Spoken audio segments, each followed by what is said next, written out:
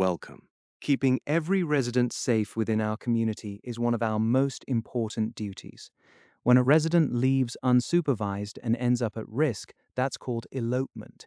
It can be dangerous, even deadly. It's also one of the most preventable emergencies we face when we know what to watch for. Today, instead of just listing rules, we'll follow one resident, Walter, through his first weeks with us to learn how we prevent elopement and exactly how we respond if it happens. Walter moved in just last week. He has mild dementia, and like many new residents, he's still adjusting to an unfamiliar place. Sometimes he talks about going home to a house he sold years ago, or about picking up children who are now grown. To Walter, these feelings are completely real.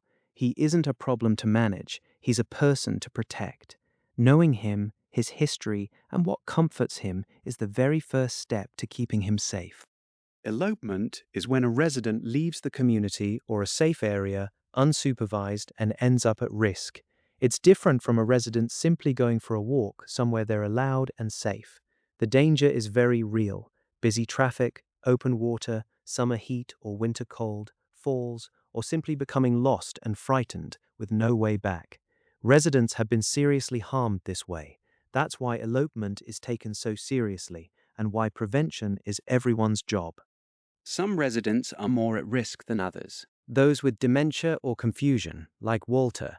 New residents, especially in their first days and weeks, when everything feels strange. That's actually when many elopements happen. And anyone who talks about leaving, searches for the exits, or has wandered before. We assess every resident for this risk when they arrive, and we recheck often because a person's risk can change as their needs change. Over a few days, Walter starts showing signs. He lingers near the doors and watches who comes and goes. He asks staff how to get outside or when his ride is coming. One afternoon, he quietly packs a small bag. These are exit-seeking behaviors, clear signals that a resident may try to leave. They're easy to miss if we're busy, so when you see them, take them seriously and tell the team right away. A noticed sign is an elopement prevented. Our community is built to protect residents like Walter. At-risk residents may wear a wander alarm band that sounds an alert if they approach an exit. Doors can have delayed egress locks and alarms that buy us time to respond. We place at-risk residents in rooms away from exits, and we never, ever prop a secure door open for convenience. But here's the key. These tools only work if we use them correctly every single time and respond the moment they alert. The best prevention of all is simply a good day. Boredom, anxiety, and loneliness are what drive much of wandering, so we keep residents engaged with activities, company, and routines they enjoy. When Walter heads for the door, we never scold him or argue. That only increases his distress. Instead, we walk with him, reassure him, and gently redirect him towards something comforting, like a warm drink by the fire or a favorite song. Meeting the feeling behind the wandering is what truly settles it. One evening, a door alarm sounds. Walter is at the exit, coat on, ready to go. This is the moment that matters most. A team member responds immediately, calm, never alarmed, because panic would frighten him.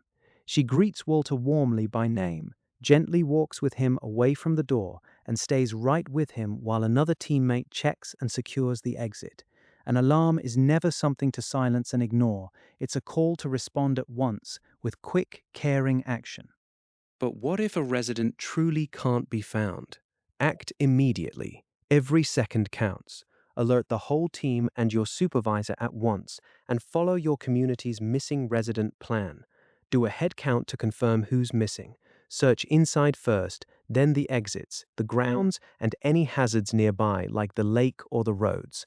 Call 911 without delay. Do not wait to be sure. Never assume someone else is already looking. And don't stop for anything until the resident is found safe.